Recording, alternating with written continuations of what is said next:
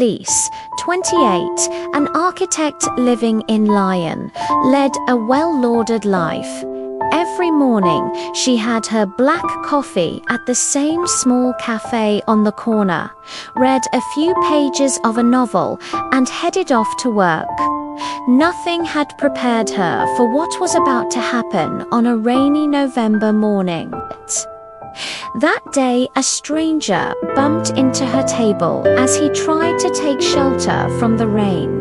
He apologized immediately. "Sorry, I'm really clumsy." "It's okay," she said, looking up. His name was Thomas, 30, a freelance photographer who had recently moved back to France after several years in Montreal. He had just settled in Lyon, in search of stability after a life spent traveling. They talked, just for a few minutes. But that was enough. A glance, a smile, an instant connection. In the weeks that followed, Thomas came back to the same cafe every morning. Élise did too. They met again and again, as if it were natural, as if their paths had always been meant to cross their bay. They talked about everything: art, loneliness, dreams, fear of failure. Thomas showed his photographs. Élise shared her sketches of utopian buildings. Their connection became undeniable.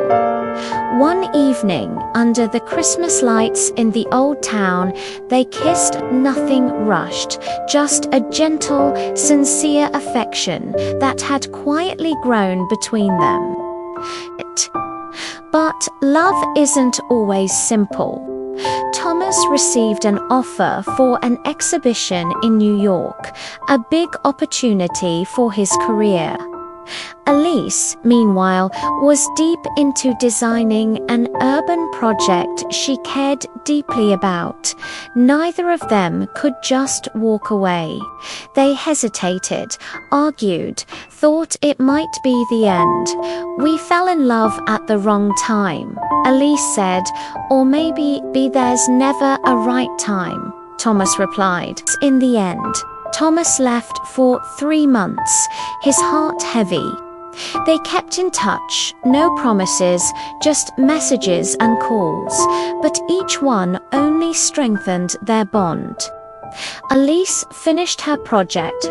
Thomas exhibited in New York and found success. Then, one February evening, he came back without warning. He was waiting for her at the cafe, at their table, 2 coffees in front of him. When she walked in, surprised, he smiled. "I realized something over there," he said. "What's that?" "The world can cheer for me all it wants, but it feels empty without you in it." They moved in together into a bright apartment. Half studio, half architectural office. They even started a joint project, a photo exhibition about forgotten buildings. The ones no one notices, but that still have stories to tell. Their life wasn't perfect. They argued sometimes, doubted often, but they loved each other, truly, deeply. And every morning, they sat side by side, drinking their coffee at their cafe table right where it all began.